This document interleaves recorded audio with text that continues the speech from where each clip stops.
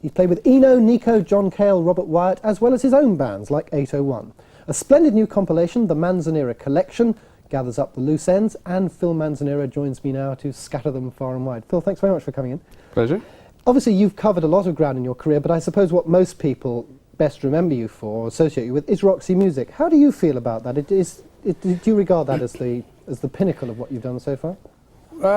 No, not really. In some ways, the 801 project was the interesting thing about putting together a compilation like this is that you can put a Roxy and all the different strands of one's career into perspective. And you know, I was brought up in South America, in Cuba and Venezuela, and then came to England and joined Roxy. But before that, I was in a band that played sort of much freer music, really. And that continued at the same time as Roxy into 801. Obviously, Roxy was the most successful commercially. Yeah. And so when you were putting together this career retrospective, did you sort of start to look differently at the various phases of your career? Well, it made me realise that there were certain strands that went right through my musical education. Really. Such as? Such as South American music, right. which was very much part of my musical upbringing in Cuba and Venezuela. And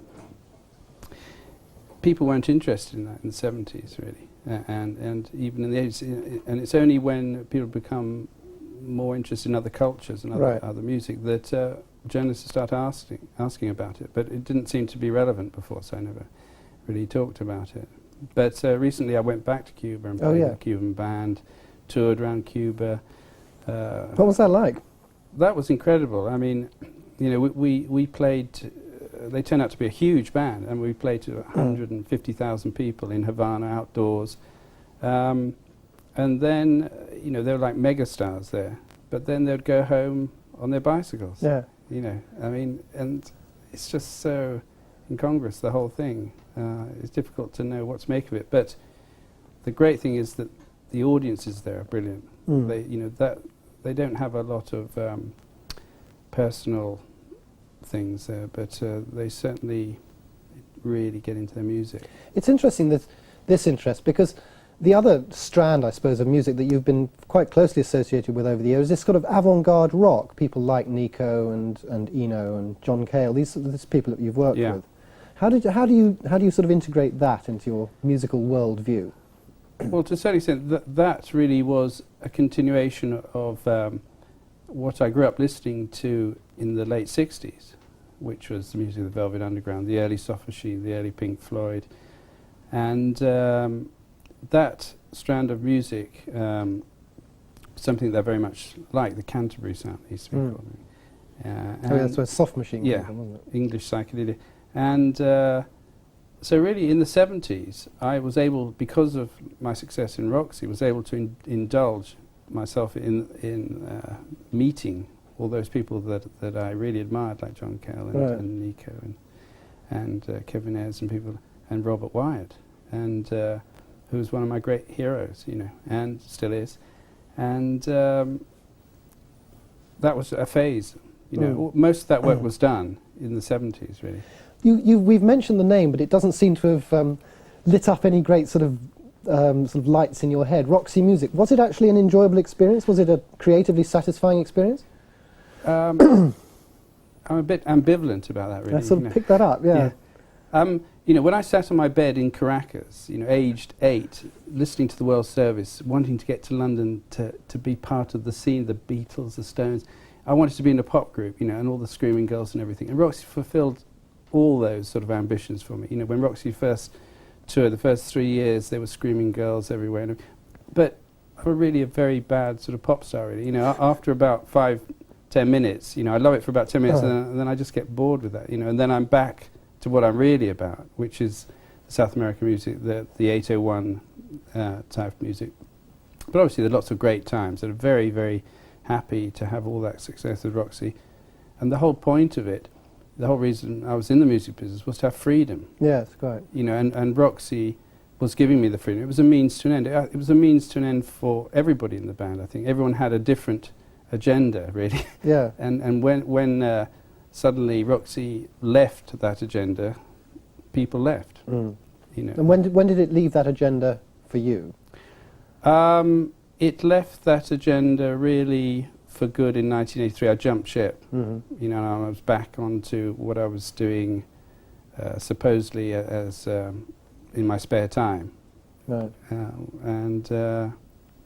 Wow, that's it really. Would you ever consider, I mean, reunions are obviously very much in the air at all times, particularly now. Would you ever consider rejoining some reformed Roxy music? Well, let's say it's not on my agenda at the moment. I don't think so. I mean, I really, you know, through putting something like this together, the compilation, I realised that perhaps, you know, me and Brian are musically incompatible. Mm-hmm. Actually, that's the reality of it. You know, yeah. I mean, I had a great day. I went to play on his album, and we had great fun doing that and everything. This is Brian Ferry's latest album. Yeah, Mamunia. Mamuna. Yeah.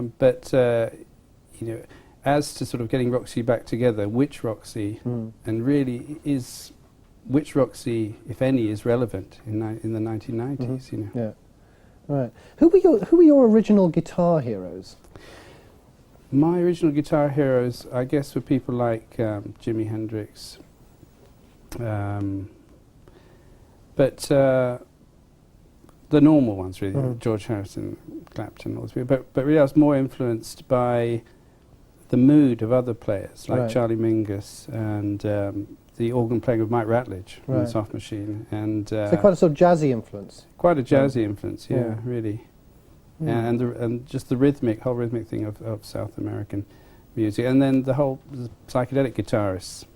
You know, whoever played the incredible guitar on the first Velvet Underground album. You know, whether it's Lou Reed or Sterling Morrison, one never knows. But that was a great influence on me. Was it difficult putting together this album? I mean, you obviously had a fair amount of material to choose from. How did you? Well, to a certain extent, it's like a musical biography. You know, I wanted it to cover all the different aspects of what I do as a writer, as a producer, and as a guitarist. So it wasn't any particular chronological order, but I wanted to have, for instance, the track with John Cale is just an example of what me and Eno used to do in Roxy, which was treating the guitar through his VCS3 synthesizer. But I realised that there wasn't anything on record which actually showed what we used to do live. Yeah. And I found it in a John Cale track, so I thought, all right, I'll put it on there. And then, you know, the track with Tim Finn was recorded on a DAT at the Borderline about a couple of years ago, just Tim and me playing. I met him, you know, rehearsed for 5 minutes before we went on in the sound check. Well, that's great. So there's quite a lot of stuff here which has never been released before, and which... Oh yeah, absolutely. There's a track from the 801 live album, you know, which has never been released before. There's the one with Tim Finn. There's the Guitar Legends stuff. Well, best of luck with that, Phil. Thanks very much for coming in. Thank you.